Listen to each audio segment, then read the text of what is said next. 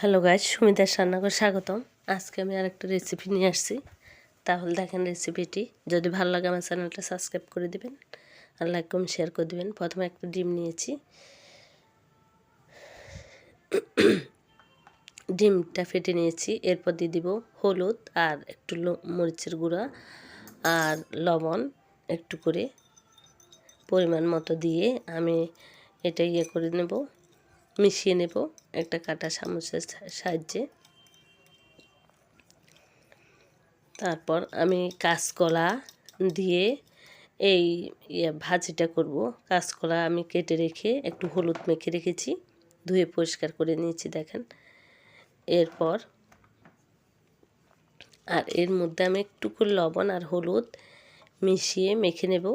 তারপর আমি bread crumb নিয়ে নিলাম। তারপর ডিমের মধ্যে এটা ভালোভাবে চুবিয়ে নেব। চুবিয়ে নিয়ে এরপর আমি ব্রেড ক্রাম্বে একটা কোট করে নেব। এই দেখেন একটা আমি করে নিয়েছি। তারপর আরেকটা করে আপনাদেরকে দেখাইতেছি।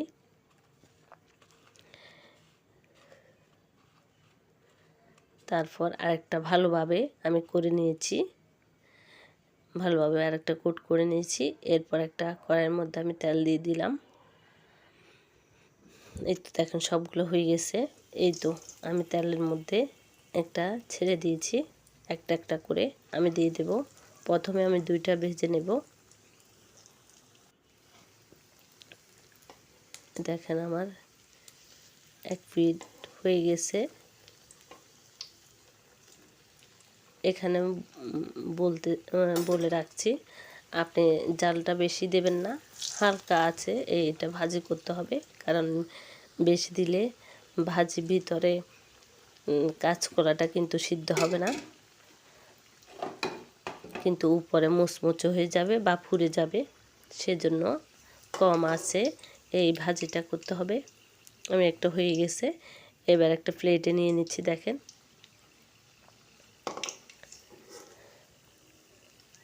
এভাবে আমি সবগুলো তৈরি করে নেব। দেখেন আর দুইটা দিয়ে দিলাম আলতোভাবে। এটা ভেজে নিতে হবে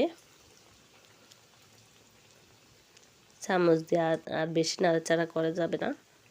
এই দেখেন আর দুটো হয়ে গেছে। এভাবে আমি তুলে নেব।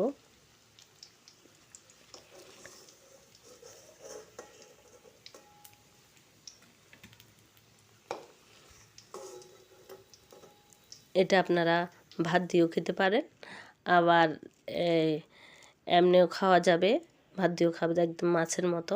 এইভাবে তৈরি করে বাসায় দেখবেন। দেখেন ভিতরে কি সুন্দর কালার আসছে আর অনেক মুচমুচে হয়েছে। আমি একটা খেয়ে দেখছি। দেখেন। আর সবাই ভালো থাকবেন। সবাইকে অনেক অনেক ধন্যবাদ।